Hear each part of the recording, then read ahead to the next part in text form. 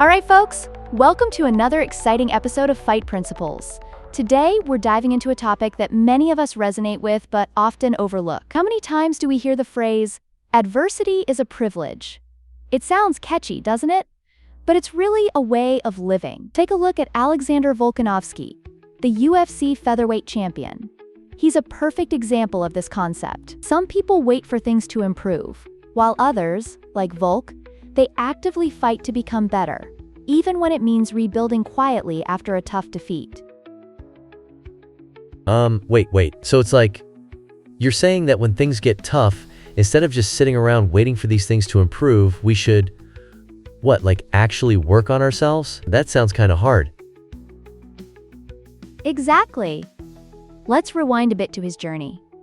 Volk built a reputation for quiet dominance in the UFC. He wasn't on social media every day, trending away.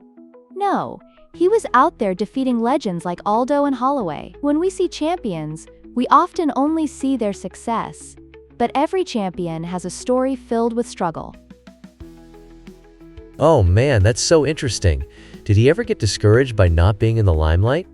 Because, I remember this video game I played where the best warriors were always super flashy, showing off all their cool skills and having massive followings.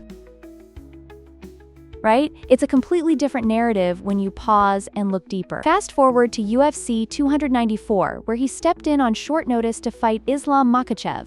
A bold move, showcasing a warrior's mindset. But guess what? He faced a sudden knockout that left everyone speechless, including himself. Whoa, a knockout? I mean, that must have been gut-wrenching. Did he, feel completely lost afterward? I can't even begin to imagine that. Oh yes, that was a vulnerable moment for him. In those post-fight interviews, he expressed feelings of loss, which isn't common for champions, admitting doubts about his career. It's crucial to bring attention to mental health, especially in the world of sports. For sure. It's like, when you're on top, people often think you're invincible, right? Even superheroes have their bad days, you know? Absolutely. Then he faced UFC 314, a genuine turning point. Without a long training camp, he returned to the cage and, boom, owned his next fight. He declared, "Adversity is a privilege." This statement holds a lot of weight. Wow, seriously? He just transforms adversity into fuel instead? That's incredible.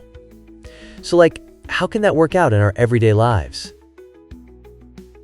Great question. Adversity can be this astonishing force when we choose to make it fuel, not fear. For instance, after you fail, think about consistency, much like Volk's rhythm of training and reflecting. So it's like building a muscle through repetition. I got it. It's similar to how a pianist practices every day to perfect their play, right? Yes, and it's vital to discuss your struggles, but also to take actionable steps, talk, but then walk, if you will. You must engage, reflect, and then get back on track. Okay, I see. But how do you redefine losses? I mean, isn't it just a loss? That sounds so, boring. That's the gold.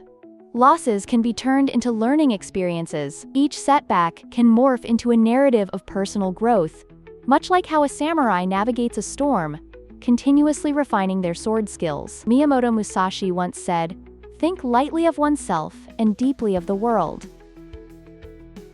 Whoa, that's deep. So I guess it's like learning from mistakes instead of letting them define you? It's kind of like no one wants to be remembered as the loser, right?